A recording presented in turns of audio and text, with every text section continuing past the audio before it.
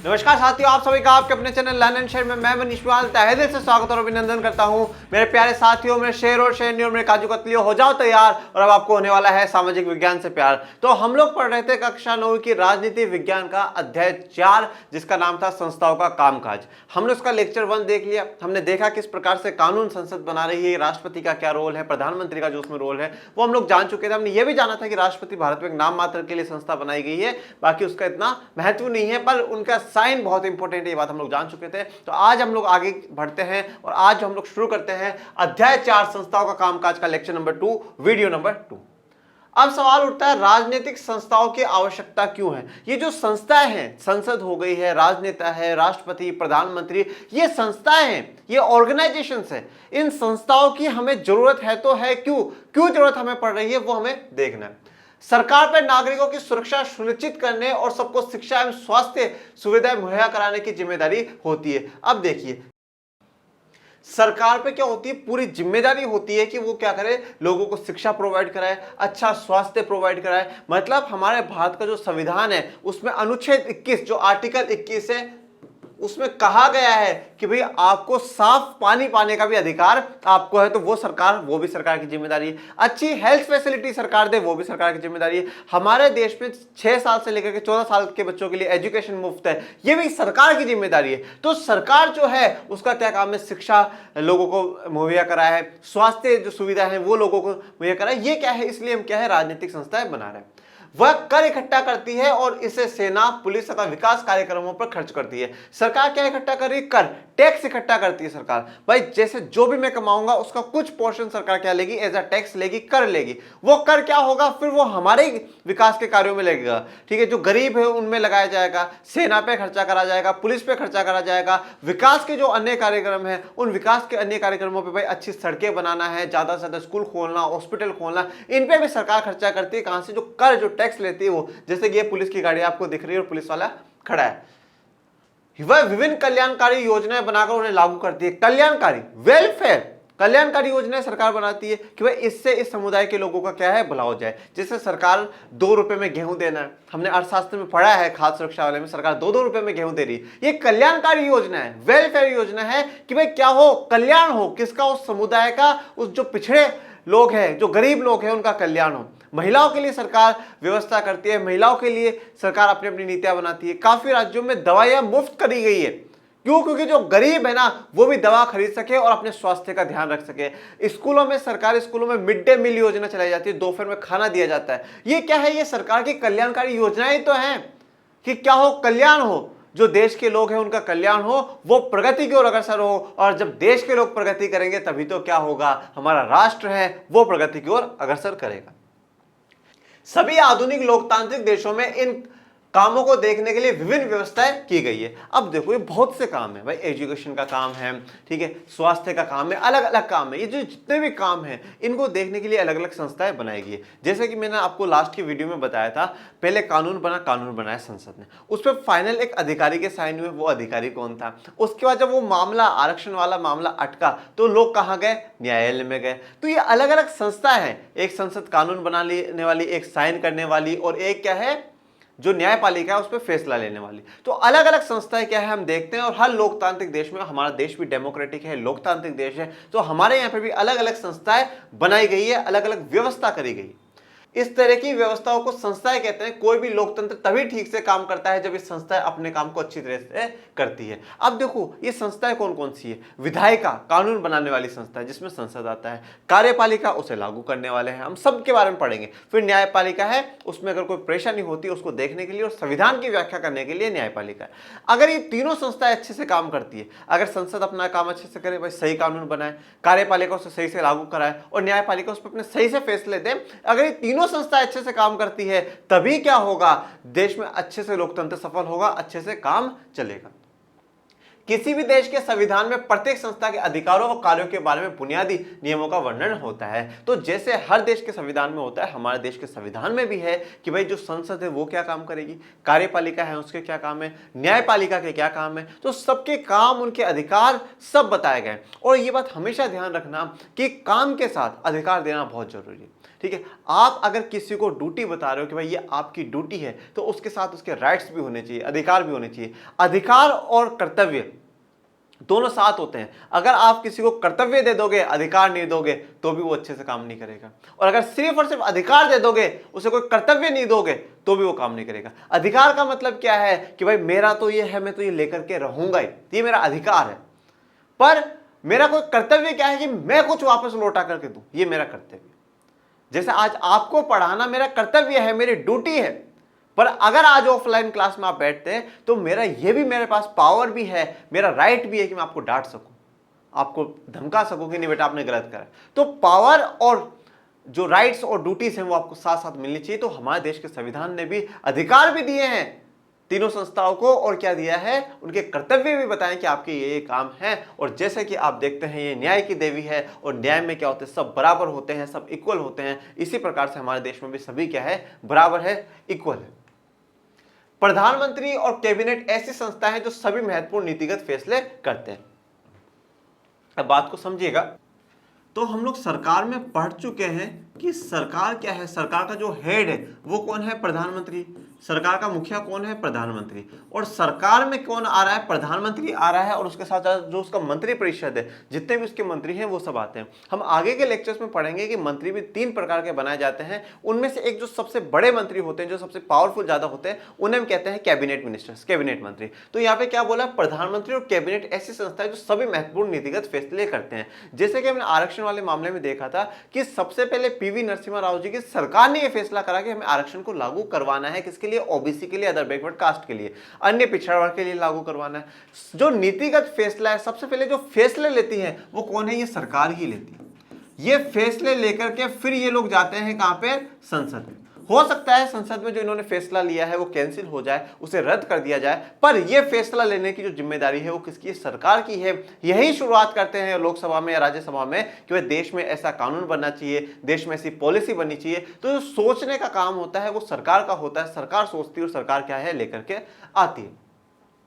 मंत्रियों द्वारा किए गए फैसले को लागू करने के उपायों के लिए एक निकाय के रूप में नौकरशाह जिम्मेदार होते हैं। अब देखो, आप लोग बहुत सी बार आप लोगों का सपना होगा कि हम आईएएस बन जाए, हम आईपीएस बन जाए।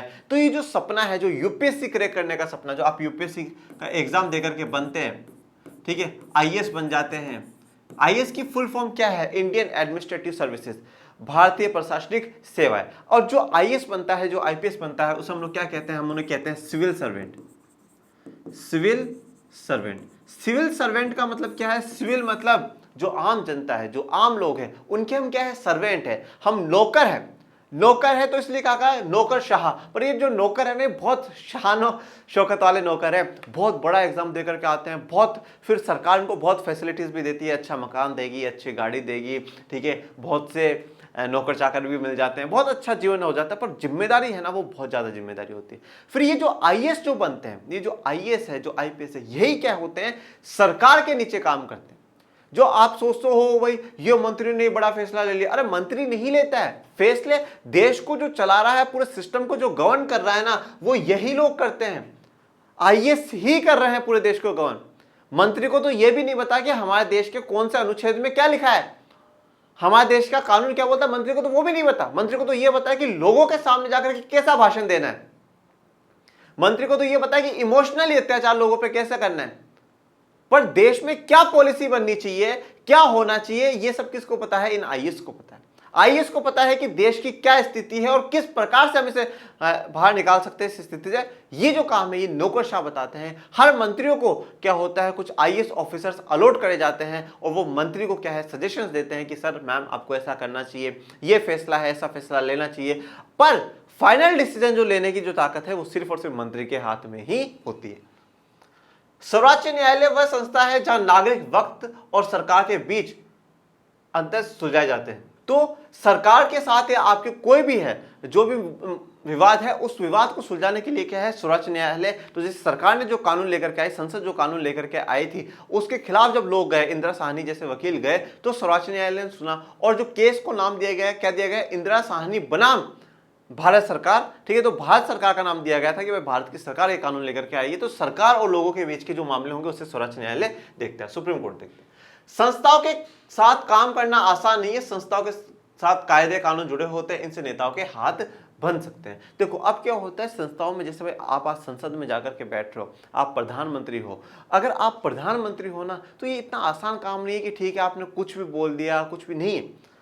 आप पे बहुत प्रेशर है, आप पे बहुत प्रेशर। अगर आप कुछ भी बोलते हो उसका बहुत बड़ा इफेक्ट भारत में हो सकता है। आपने अगर किसी समुदाय के खिलाफ कुछ बोल दिया है तो बहुत बड़े दंगे हो सकते हैं।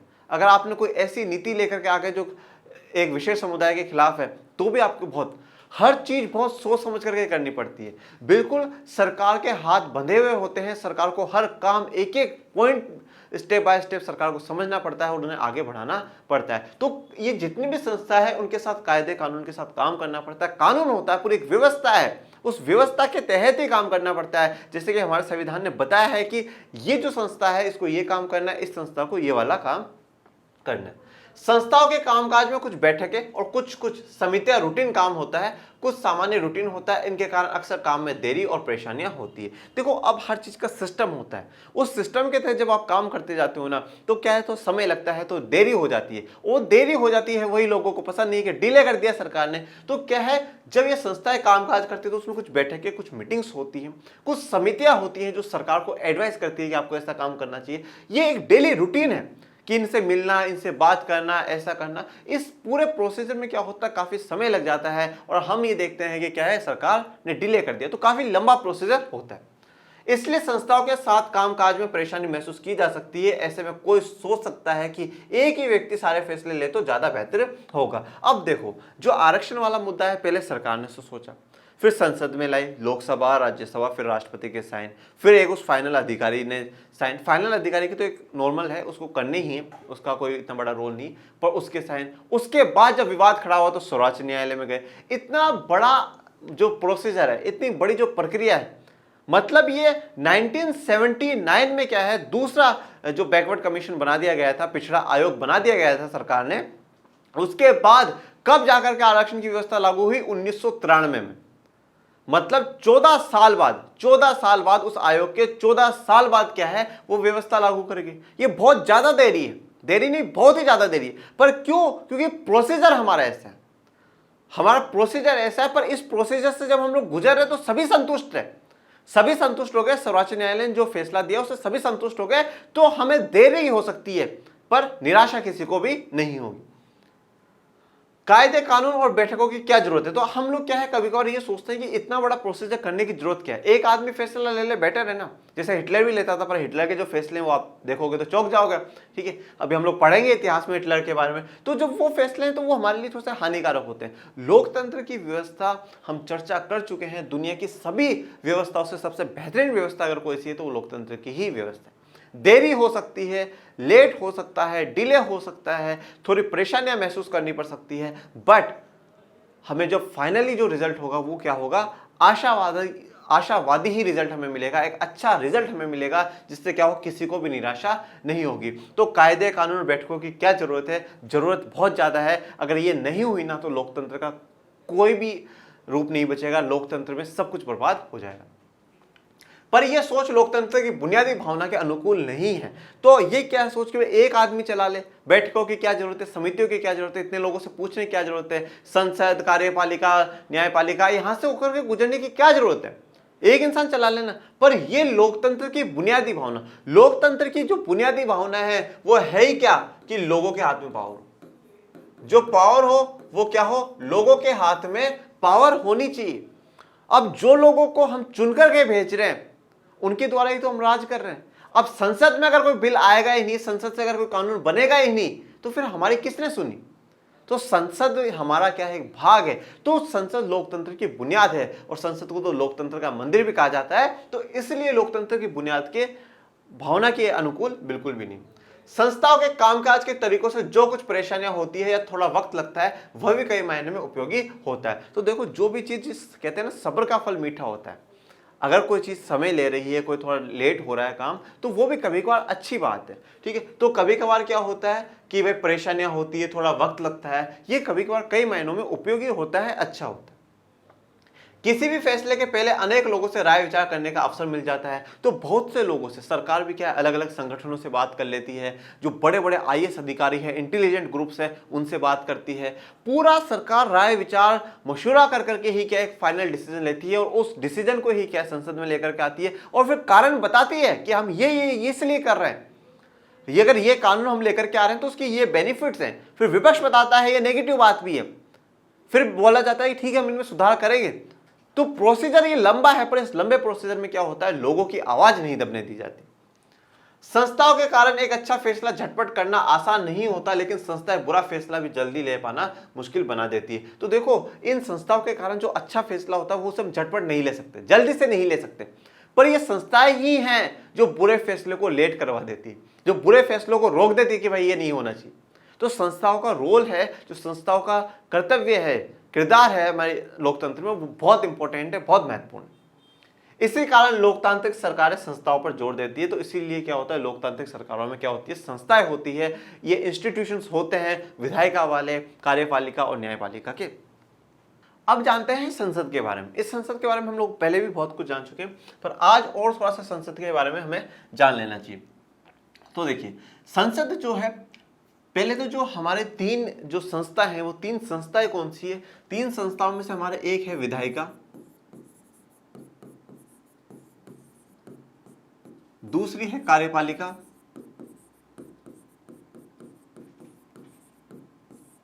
एंड फाइनल इज न्यायपालिका।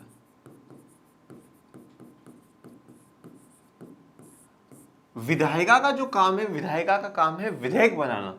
विधेयक का मतलब होता है कानून बनाना।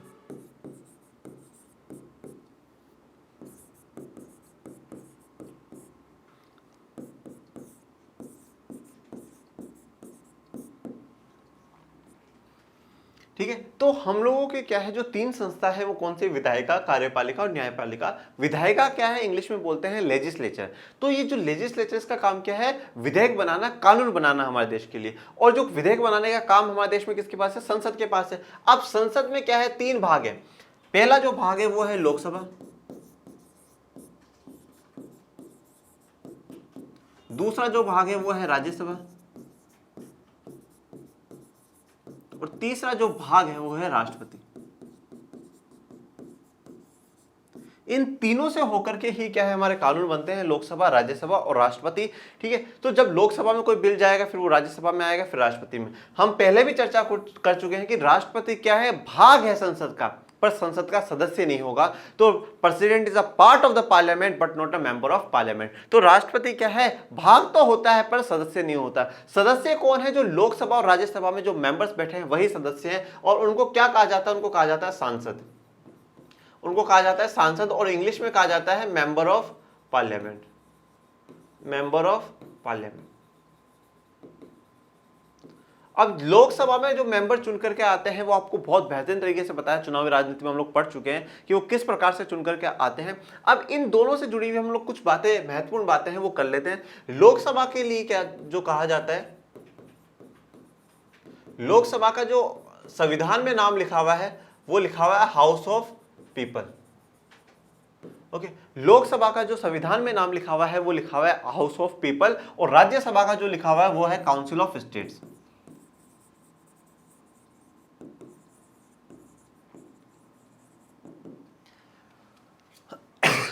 लोकसभा का जो संविधान में नाम है वो है हाउस ऑफ पीपल, और राज्यसभा का है काउंसिल ऑफ स्टेट्स। बाद में जाकर के 54 में जाकर के सरकार ने क्या करा, संसद ने ये नाम अडॉप्ट कर लिए, लोकसभा और राज्यसभा। हाउस ऑफ पीपल मतलब लोगों का हाउस है, लोगों का घर है, तो लोगों की सभा, और काउंसिल ऑफ स्टेट्स मतलब राज्यसभा, राज्यों की सभा है। तो लोकसभा को और क्या कहा जा सकता है, लोकसभा को लोअर चैम्बर भी कहा जाता है,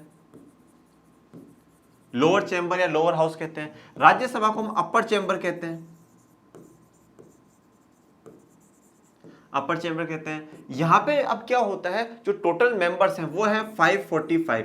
545 का मतलब है इसमें से 543 के लिए तो होते हैं चुनाव, और 2 एंग्लो इंडियन जो होते हैं उनको सरकार करती है नॉमिनेट। सरकार के बिहाफ पे कौन नॉमिनेट करता है, राष्ट्रपति नॉमिनेट करते हैं, अपॉइंट करते हैं किनको, 2 एंग्लो इंडियन को। ये एंग्लो इंडियन कौन है कि भाई हमारे देश में बहुत से यूरोपियन भारत में आए, डच भी आए, फ्रेंच भी आए, ब्रिटिश भी आए, बहुत से यूरोपियन हमारे भारत में आए। अब जब वो यहाँ पर आए तो उनके जो मेल है उन्होंने इंडियन फीमेल से शादी करी, और जब उनके जो बच्चे हुए उन्हें हमने क्या कहा है, एंग्लो इंडियन कहा है। पर ध्यान रखना, मेल यूरोपियन होना चाहिए और फीमेल इंडियन होनी चाहिए, तभी उन्हीं के बच्चे एंग्लो इंडियन कहलाएंगे। पर अगर मान लो कि यहाँ का जो मेल है इंडियन मेल है और यूरोपियन फीमेल है, अगर उससे शादी कर ली उसके बच्चे हो तो वो एंग्लो इंडियन नहीं कहलाएंगे। तो 2 सीटें एंग्लो इंडियन को दी जाती है, पर सरकार ने अभी इस प्रोविजन को हटा दिया है। जब वापस 2024 में चुनाव होंगे तब पता चलेगा कि इन 2 सीटों के लिए सरकार क्या प्रोसीजर करती है, क्या प्रक्रिया करती है। पर अभी सरकार ने हटा दिया है। पर 2019 के चुनाव के तहत ये 2 एंग्लो इंडियन है। क्यों हटाया? क्योंकि इनकी जो जनसंख्या है वो बहुत कम है, 300 या 400 ही जनसंख्या इनकी बची है, जो सरकार ने अब इनको हटा दिया। 543 पे चुनाव होते हैं। अब एक क्या होता है, यहाँ का सभापति होता है, जिसे क्या कहा जाता है, स्पीकर कहा जाता है। स्पीकर कहा जाता है, वो सभापति होता है। वो सभापति इन्हीं 543 लोगों में से एक को चुना जाता है, वो स्पीकर होता है, सभापति होता है। और एक होता है उपसभापति, डेप्यूटी स्पीकर होता है, जो क्या करता है, वो भी इन्हीं में से चुना जाएगा और वो भी अपना कार्यकाल संभालेगा। अब ये जो 545 लोग जो हमने चुने हैं, कितने सालों के लिए चुने हैं? 5 साल के लिए चुने, 5 साल के लिए चुने। एक बात बहुत इंपॉर्टेंट जो बात है वो ये है कि लोकसभा क्या होती है, भंग हो जाती है। लोकसभा भंग हो जाती है। भंग होने का मतलब है डिसॉल्व हो जाती है। डिसॉल्व का मतलब क्या है? डिसॉल्व का मतलब ये है कि जो पूरी की पूरी लोकसभा है वो एक साथ हट जाएगी और एक साथ चुन करके आएगी। ये 545 लोग 2019 में चुन करके आए हैं। ये 2024 में जब चुनाव होंगे तो सारे के सारे हट जाएंगे और 2024 में फिर से नए लोग चुन करके आएंगे। तो ये भंग हो सकती है, डिसॉल्व हो सकती है। मतलब यहां पर सभी की जो मेंबर्स है उनका 5 साल का ही क्या है, टिन्योर है, कार्यकाल है। और लोकसभा का कार्यकाल भी पूछा जाए तो भी 5 साल का है। 5 साल बाद वो भंग हो जाती है, डिसॉल्व हो जाती है। अब आ जाते हैं राज्यसभा पे। तो वहां पे जैसे 545 सीटें हैं, यहाँ पे 245 है। इसमें से क्या है, 233 जो सीटें हैं उस पर क्या होता है, चुन करके आते हैं। वो कैसे चुन करके आते हैं वो इसी वीडियो में हम आगे चर्चा करेंगे। और 12 जो लोग हैं, 12 लोगों को राष्ट्रपति साहब नॉमिनेट करते हैं, अपॉइंट करते हैं। ये 12 लोग कौन हैं? जो क्या हो, बहुत इंटेलिजेंट, टैलेंटेड लोग हैं 4 फील्ड में। कौन कौन सी में? आर्ट की में, मतलब कला की में होने चाहिए, लिटरेचर साहित्य में होने चाहिए, साइंस में होने चाहिए, और सोशल सर्विसेज है उनमें होने चाहिए। तो इन 4 में क्या है, अगर वो उन्होंने बहुत एक्सपर्ट वर्क करा है तो उन 12 को नॉमिनेट करा जाता है और उनको क्या है, राज्यसभा में भेजा जाता है, जिससे कि वो अपनी एडवाइस रख सके और देश को आगे प्रगति में योगदान दे सके। पर इन 233 लोगों को चुना जाता है। अब यहां पर ये बात जो इंपॉर्टेंट है वो ये है कि ये वाली जो है, ये सभा कभी भंग नहीं होती, ये कभी भी भंग नहीं होती, कभी भी डिसॉल्व नहीं होती। क्यों? क्योंकि यहां पे जो हर मेंबर है उसका जो कार्यकाल है वो कितना है, 6 ईयर्स का है। हर मेंबर का जो कार्यकाल है वो 6 साल का है। और हर 2 साल में 1/3 मेंबर्स बदलते रहते हैं। मतलब लगभग 20-25 मेंबर्स को हम लोग बदलते रहते हैं। और मेंबर्स का जो कार्यकाल है वो 6 साल का है। राज्यसभा का कार्यकाल कभी खत्म नहीं होता, राज्यसभा हमेशा चलती जाती है। यहां पे जो 245 लोग हैं ये एक साथ ना तो हटते हैं ना एक साथ चुन करके आते हैं। 2 साल बाद कोई और बदल जाएगा, फिर 2 साल बाद और कोई बदल जाएगा, पर हर जो मेंबर उसका 6 साल का ही कार्यकाल होता है। यहाँ पे जैसे स्पीकर होता है जो पूरे को मैनेज करता है, यहाँ पर कौन होता है, जो यहाँ का सभापति है वो होता है वाइस प्रेसिडेंट। उपराष्ट्रपति साहब क्या होते हैं, यहाँ के सभापति होते हैं। तो जो भी उपराष्ट्रपति बनेगा वही क्या होगा, राज्यसभा का सभापति बन जाएगा। और उपसभापति के लिए क्या है, राज्यसभा में से ही एक मेंबर को चुन लिया जाता है। पर जो सभापति है वो उपराष्ट्रपति साहब रहते हैं, वाइस प्रेसिडेंट सर रहते हैं। तो हमारे जो भी देश के उपराष्ट्रपति हैं वो है एम वेंकैया नायडू जी, और वही क्या है, राज्यसभा के सभापति भी है, चेयरमैन भी है। यहां तक कि ये जो संसद की जो बेसिक जो बात है वो मैंने आपको सारी बता दी है कि संसद में 3 भाग होते हैं, लोकसभा, राज्यसभा में मैंने आपको अंतर बता दिया, उनको क्या क्या बोला जाता है और उनमें कितने कितने मेंबर्स होते हैं। अब हम बढ़ते हैं आगे विधानमंडल की तरफ। विधानमंडल क्या है, जैसे कि संसद जो है वो पूरे देश के लिए, तो हर राज्य में क्या होता है, विधानमंडल होती है। इस विधानमंडल में भी क्या होता है, 3 भाग होते हैं। एक है विधानसभा। विधानसभा, ये विधानसभा आपको जितने भी राज्य हैं 28 के 28 राज्यों में देखने को मिलेगी और 3 केंद्र शासित प्रदेशों में देखने को मिलेगी। वो 3 केंद्र शासित प्रदेश कौन कौन से हैं, दिल्ली, पुडुचेरी और जम्मू कश्मीर। जम्मू कश्मीर में अभी चुनाव नहीं हुए, जब भी होंगे तो वहां पर होंगे। उसके बाद विधानसभा के बाद आती है विधान परिषद।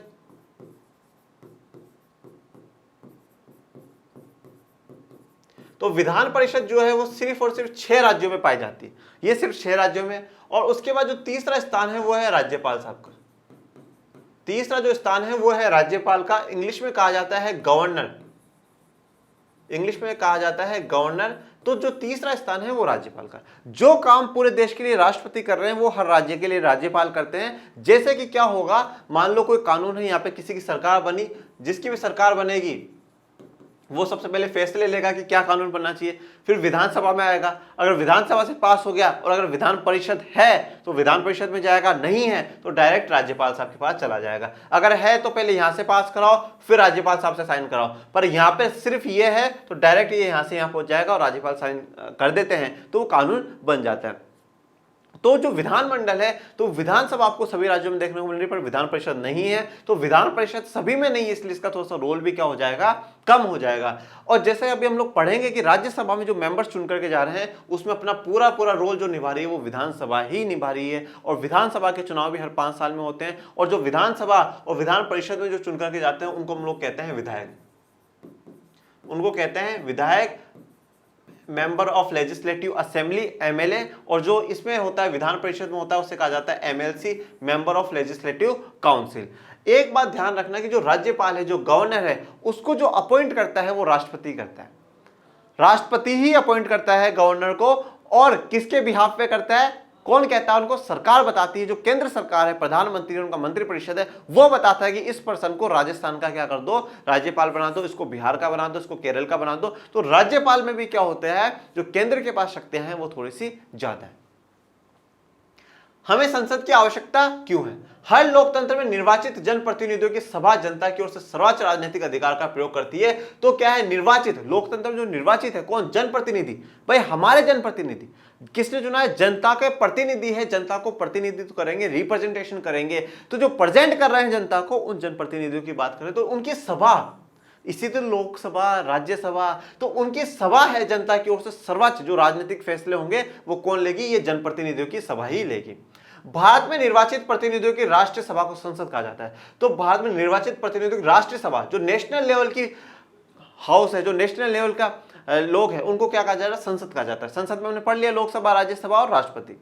राज्य स्तर पे इसे विधानसभा कहते हैं। अब देखो राज्य स्तर पे विधानसभा कहते हैं, पूरा जो सिस्टम है ना, विधानसभा, विधान परिषद और राज्यपाल, उसे विधानमंडल कहेंगे। पर यहां पर सिर्फ और सिर्फ चर्चा किसकी करी, विधानसभा की करी है। तो विधानसभा कहते हैं। अलग अलग देशों में इनके नाम अलग अलग हो सकते हैं, पर हर लोकतंत्र में निर्वाचित प्रतिनिधियों की सभा होती है। तो हर देश में जो वहां की संसद है, जो वहां की विधायिका है, लेजिस्लेचर है, उनके नाम अलग अलग हो सकते हैं, पर क्या होगा, वहां का जो हर जगह आपको हर देश में क्या है वो पाई जाएगी। और हर देश में आपको इस प्रकार की संसदें देखने को मिलेगी। उनके नाम अलग अलग हो सकते हैं पर वो आपको हर देश में मिलेगी, क्योंकि जहां पे लोकतंत्र है वहां जरूरी है उनके पास में जो कानून है, जो अधिकार है, वो सारे उन्हीं के हाथ में कानून बनाने के। ये आपको बिहार की जो विधानसभा है वहां की तस्वीर दिखाई है, वहां की जो लेजिस्लेटिव असेंबली है उसकी तस्वीर दिखाई।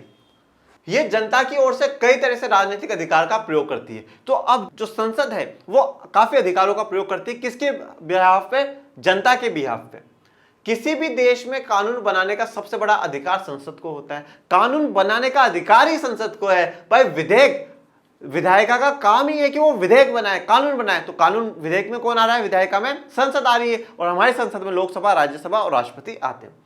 कानून बनाने या विधि निर्माण का ये काम इतना महत्वपूर्ण होता है कि इन सभाओं को विधायिका कहते हैं। तो ये जो कानून बनाने का, विधि निर्माण, जो लॉ मेकिंग का काम है, इतना इंपॉर्टेंट है कि इन्हें क्या कहा जाता है, विधायिका कहा जाता है।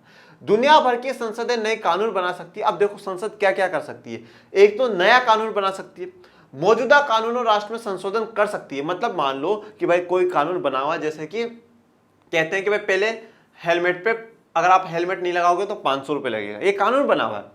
फिर सरकार ने इसमें क्या कर दिया, संशोधन कर दिया, बोले 500 नहीं अब 1000 लगाओ, अब 1000 रुपये लगाओ। अगर कोई हेलमेट नहीं लगाता तो 1000 रुपये लगाओ। संशोधन कर दिया, हटाया नहीं है कानून को, संशोधन करा, चेंज करा है, बदलाव करा उसमें। या मौजूदा कानून को खत्म कर सकती है, उसकी जगह नए कानून बना सकती है। और मान लो कि क्या है, ये कानून ही हटा दिया जाए, इस कानून को खत्म ही कर दिया जाए। क्या कानून आ जाए कि भाई जो भी हेलमेट लगाया हुआ नहीं मिलता है उसको क्या है, सरकार हेलमेट देगी। सरकार उसको हेलमेट देगी, पुलिस वाले उसको हेलमेट देंगे, और उसके बाद भी उसका एक बार नाम रजिस्टर हो जाए कि भाई हाँ पुलिस वालों ने क्या है इसे हेलमेट दे दिया है, उसके बावजूद भी अगर वो कभी ऐसे जगह मिल जाए कि उसने हेलमेट नहीं लगा रखा हो तो उसको सजा दी जाएगी। मान लो 6 महीने की सजा दे दी जाए, 2 महीने की सजा दे दी जाए, 1 महीने की सजा दे दी जाए, तो इस प्रकार से क्या है उनको सजा दे दी जाए। तो सरकार ने क्या करा है, कानून को खत्म ही कर दिया, पुराने वाले को, पुराने वाले कानून को हटा ही दिया कि भाई 500,000 करने ही नहीं है हमें, हम तो ये चाहते हैं कि हर इंसान हेलमेट पहने। तो पुलिस है जो सरकार है वो हेलमेट प्रोवाइड कराएगी, उसका नाम एक बार रिकॉर्ड हो जाएगा, और अगर फिर भी उसने हेलमेट नहीं पहना है तो क्या होगा, 1 महीने की, 2 महीने की या 5 महीने की सजा होगी। यह है न्याय की देवी, फिर से न्याय की देवी खड़ी है क्या सबके साथ न्याय करने के लिए, कि सबके साथ क्या हो, न्याय हो, कानून सबके लिए हो, वो समान बने, बराबर बने। और कानून बनाने का अधिकार किसको दिया, हमने संसद को दिया। दुनिया भर में संसद सरकार चलाने वालों को नियंत्रित करने के लिए कुछ अधिकारों का प्रयोग करती है। तो पूरी दुनिया भर में जो संसद है सरकार चलाने वालों को नियंत्रित करती है। अब देखो मेरी बात सुनना, सरकार किसकी है, सरकार में तो प्रधानमंत्री और उसका मंत्रिपरिषद ही आ रहा है, सरकार तो यही खत्म हो जाती है। पर सरकार को भी जो कंट्रोल कर रही है वो कौन कर रही है भैया, सरकार को भी जो कंट्रोल कर रही है संसद कर रही है। देखो अब संसद में क्या है, जैसे बीजेपी की सरकार है तो संसद में, लोकसभा में, राज्यसभा में बीजेपी के भी हैं, कांग्रेस के भी हैं, आम आदमी पार्टी के भी हैं, बहुजन समाज पार्टी के भी है, समाजवादी पार्टी के भी है। बीजेपी वाले एक तरफ, वो वाले सब एक तरफ। अब क्या होगा, ये कोई बात बोलेंगे ये विपक्ष में बोलेंगे, बोले नहीं नहीं ये तो कमियां हैं, इन कमियों को सरकार सुधारे, इनमें इंप्रूवमेंट करे सरकार, बदलाव करे सरकार, और फिर वापस संसद में लेकर के आए। तो विपक्ष का होना देश में विपक्ष का, मजबूत विपक्ष का होना बहुत ही आवश्यक है। अगर मजबूत विपक्ष नहीं होता है तो क्या होता है कि जो सरकारें हैं वो लोकतंत्र से तानाशाही की तरफ बढ़ने लग जाती है कि हमें दबाने वाला कोई भी नहीं। तो विपक्ष क्या होता है, विपक्ष हमें बताता है सरकार को भी कौन कंट्रोल कर रहा है, संसद कंट्रोल कर रहा है। अब मतलब मान लो लोकसभा राज्यसभा से पास हो गया तो राष्ट्रपति बोल देगा अरे भाई ये तो गलती है, वापस लेकर के जाओ, वापस लेकर के जाओ। पर राष्ट्रपति के पास ज्यादा पावर्स नहीं है, वो वापस घूम फिर करके अगर वही बिल आ जाता है तो उसको साइन करने ही करने पड़ेंगे। पर ये जो विपक्ष है ना, ये क्या हो, सरकार पे प्रेशर बना सकता है, दबाव बना सकता है कि नहीं आपने ये गलतियां करी है। तो सरकार को भी कौन कंट्रोल कर रहा है, संसद कंट्रोल कर रही है। भारत जैसे देश में उसे सीधा और पूर्ण नियंत्रण हासिल है, पूरा कंट्रोल करने का पावर भारत में। संसद के पूर्ण समर्थन की स्थिति में ही सरकार चलाने वाले फैसले कर सकती है। देखो पहली बात तो सरकार बन कैसे रही, सरकार बनी कहां से रही है, लोकसभा से बन रही है। सरकार जो बनती है वो लोकसभा में बनती है। भैया लोकसभा का 545 का 50% प्लस 1 तो होना ही होना चाहिए, मतलब लगभग 275 सीटें तो आपको जीतनी है। तो लोकसभा से ही तो आपकी क्या है, सरकार बन रही है। तो पूर्ण समर्थन, पूरा सपोर्ट तो संसद का आपको मिलना ही चाहिए सरकार का। और उसके बाद भी, सरकार बनाने के बाद भी जो संसद में जो विपक्ष बैठा है वो आपकी क्या है, कमियां बता सकता है, आपके जो कानून बनाए उनमें दिखाएगा कि ये कानून में कमी है, आंदोलन करेगा और सरकार को चेताएगा कि भाई आप अपने कानूनों में सुधार करें। सरकार के हर पैसे पर संसद का नियंत्रण होता है। अधिकांश देशों में संसद की मंजूरी के बाद ही सार्वजनिक पैसे को खर्च किया जा सकता है। अब देखो भारत के संविधान में क्या है, पैसों को लेकर के 3 प्रकार के प्रावधान करे गए। जो सबसे पहला जो है वो है, कहा जाता है consolidated fund of India, consolidated fund of India. इसे शॉर्ट में जो हिंदी में जो कहा जाता है वो कहा जाता है भारत की संचित निधि, भारत की संचित निधि। इसमें क्या होता है, इसमें क्या होता है कि जो भी सरकार टैक्स ले रही है, जहां से भी सरकार को रेवेन्यू आ रहा है, जो भी पैसा सरकार के पास आ रहा है वो सारा का सारा कहां पे चला जाता है, कंसोलिडेटेड फंड ऑफ इंडिया में चला जाता है। पूरा उस पर ध्यान रखा जाता है कि इतना पैसा कंसोलिडेटेड फंड ऑफ इंडिया में आया, इतना टैक्स आया है, सब कुछ। तो जब ही तो सरकार क्या है, हर साल बजट में बताती है कि भाई हम लोगों ने क्या है, इतना पैसा तो हमारी क्या थी, आय थी, और इतना पैसा हमारा क्या है, व्यय है, और इतने में हम क्या है, फायदे में या नुकसान में चल रहे हैं। तो पूरा फायदा नुकसान कहां से, जो पैसा आ रहा है कहां से आ रहा है, कंसोलिडेटेड फंड ऑफ इंडिया से आ रहा है, संचित निधि से आ रहा है। तो इससे जब भी आपको पैसा निकलवाना है तो आपको किससे पूछना होगा, संसद से पूछना होगा, लोकसभा, राज्यसभा, राष्ट्रपति से पूछना पड़ेगा। उसके बाद जो दूसरी है वो है आकस्मिक निधि,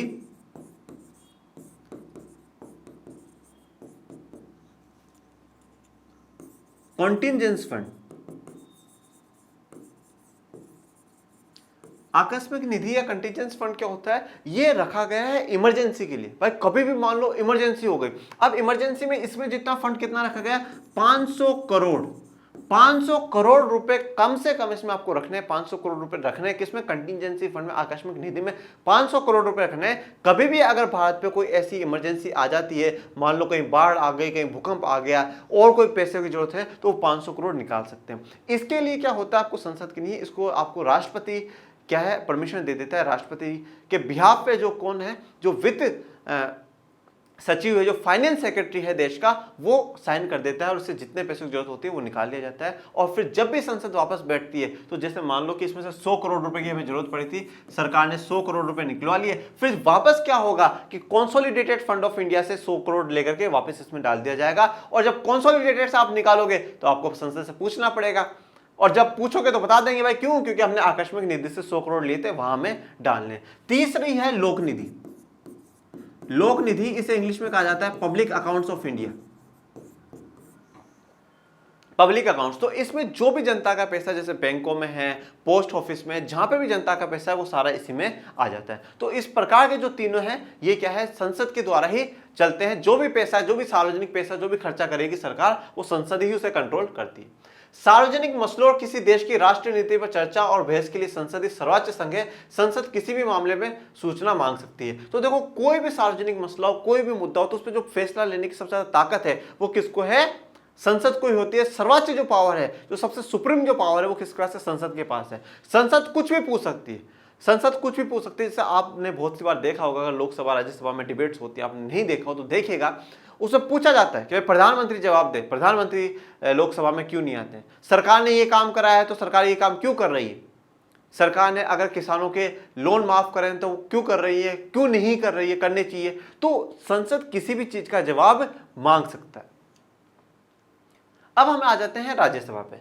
राज्यसभा में क्या है, जो 245 मेंबर है, उन 245 मेंबर में से मैंने आपको बताया था कि 233 मेंबर को ही हम लोग चुनते हैं, बाकी 12 को नहीं चुनते हैं। 12 को राष्ट्रपति साहब अपॉइंट करते हैं, नॉमिनेट करते हैं। इन 233 को जो चुनने की प्रक्रिया है वो क्या है कि भाई जो पूरे देश में से 233 जगह से सीटें बना दी, 233 लोगों को हम लोग चुनेंगे। अब क्या होता है, जैसे मान लो राजस्थान, मैं उदाहरण आपको राजस्थान का देता हूं। राजस्थान में क्या है, राजस्थान से 10 लोगों को कहां भेजना है, राज्यसभा में भेजना है। 10 लोगों को राज्यसभा में भेजना है। अब इन 10 लोगों को जो राज्यसभा में भेजोगे, इनको कौन चूज करेगा, हम तो वोट करते नहीं, तो इनको जो चूज करेंगे वो करेंगे विधानसभा के, विधानसभा, जो विधानसभा है उसके जो मेंबर्स है, जिन्हें हम क्या कह रहे थे, एमएलए या विधायक। तो ये जो एमएलए है, ये जो विधायक है ना, ये चूज करेंगे ये 10 लोग कौन चाहेंगे। अब मुझे एक बात बताओ, जैसे मान लो राजस्थान में किसकी सरकार है, कांग्रेस की सरकार है। राजस्थान में कांग्रेस की सरकार है, कांग्रेस की सरकार है, तो क्या होगा, इन 10 में से क्या होगा, ज्यादा कोशिश किसकी होगी कि कांग्रेस की ही कहां वहां पहुंच जाए, कांग्रेस की ही वहां जाए। तमिलनाडु में जैसे मान लो किसकी सरकार है, बीजेपी की सरकार है, तो वहां से जितनी सीटें वहां जाएंगी।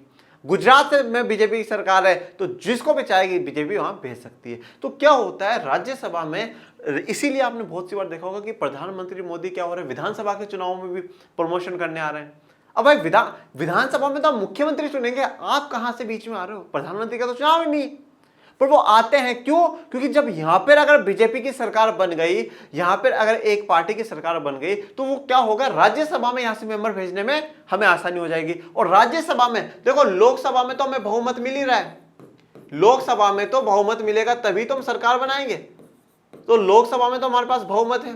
पर कानून बनाने के लिए तो लोकसभा से और राज्यसभा दोनों से पास होना चाहिए, तो राज्यसभा में भी हमारी क्या होनी चाहिए, मेजोरिटी होनी चाहिए, बहुमत होना चाहिए। तो जब मेजोरिटी कैसे होगी, जब ज्यादा से ज्यादा राज्यों में हमारी सरकारें होंगी, एक पार्टी की सरकार होंगी। जब एक पार्टी की सरकार ज्यादा से ज्यादा राज्यों में होंगी, तो वहां से हम कभी भी क्या कर सकते हैं, उस पार्टी के तहत के हमारे जो नेता है उनको राज्यसभा में भेज सकते हैं।